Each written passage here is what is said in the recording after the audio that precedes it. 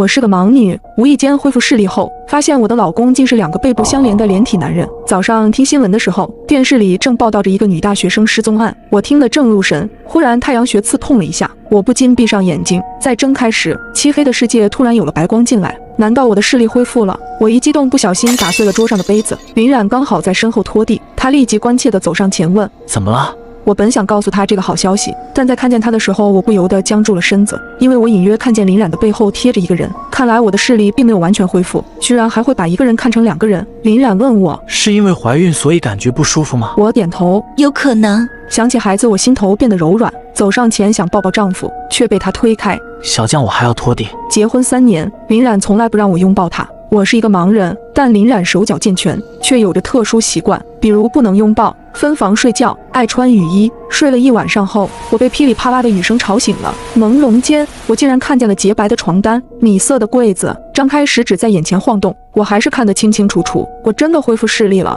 此时外面传来开门声，我欣喜若狂，想要快点告诉林冉这个好消息。可刚走到门口，我就看见林冉正在拆一个超大的纸箱。林冉背对着我，她穿着宽大的黑色雨衣，头上戴着的硕大的衣帽将整个人笼得严严实实。纸箱被打开，我看见有一个女人躺在里面，那个女人穿着白色的校服，蓝色的帆布鞋，肢体僵直，我一眼看出这是具尸体。我愣在原地，耳边回荡着昨天的那个新闻，竟然是他杀了这个女人。我想开口叫她，突然一只手从林冉的雨衣里伸了出来，她的手不应该在拆纸箱吗？帽子被推开，我看见帽子里藏了一张男人的脸，那张脸正对着我。看见我后，他微微笑了，随后雨衣里又伸出来一只手，那只手上正拎着给我买的早餐。我心惊肉跳，不由得连连后退。顷刻之间，我终于明白为什么林冉从不跟我一起过夜，也从不让我与他亲近。原来他是个连体人，我甚至不知道这2个人中谁是林冉。此时他们转过身去，我看见了另一个男人的脸。小将，你起来了。最熟悉不过的声音，我直觉他就是林冉，可我没有回应。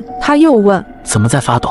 我感觉到林冉明显警觉了起来。小将，你的眼睛能看见了吗？我连连摇头。他冲上前来，激动地问：你是不是能看见了？快说话！我害怕被看出破绽，假装痛苦地开口道：我肚子痛。肚子疼？我点点头，继续装成盲人看着前方。也就是这时，我看清了那个女尸的脸，她的脸上有一道细长的疤痕，我才想起来，我认识这个人。小将，你在流血。林冉的话拉回了我的思绪，我下意识低头，才看见自己的睡裙下有鲜血流了出来，心头一颤，我两眼一黑，陷入了昏迷。再次醒来时，我发现自己躺在家里的床上，林冉坐在我的床边。小将，你醒了。我强装镇定，用手在被子上摸索，假装寻找他。我睡了多久？林冉猛地向后退，应该是怕我摸到他身后的那个男人。你睡了好几天了。我没说话，想找机会报警。小将，孩子没了。你说什么？我惊得坐起了身子。林冉垂下脑袋，可表情却看不出一点难过。医生说你的身体太虚弱了，所以才会流产。怎么会这样？我佯装哭起来，其实心里却暗自松了一口气。有一个杀人犯加连体人的父亲，这个孩子本就不该出生。林冉柔声说道：小将，你还年轻，以后还有机会做妈妈的，别难过了，我去给你炖点鸡汤。他往外走的时候，他的兄弟一直面对着我，如同一个附着物靠在林冉背后。等他们走出去后，我掀开被子，也偷偷跟了出去。林冉他们进了厨房，我走进客厅，发现那具尸体已经不在了。我靠近厨房，隐隐听见里面传来咳嗽声，2个男人的对话声随之传来。那剩下的人，你准备怎么办？不是林冉的声音，应该是他的哥哥或者弟弟。我听见我的丈夫说：把他们都找到，然后全除掉。我心间猛地一颤，那边又传来声音：嫂子好像不对劲，我怀疑他是不是能看见了。叫我嫂子，看来林冉是哥哥，他们竟这么快就怀疑我了。林冉道：是不是因为药的问题？药？什么药？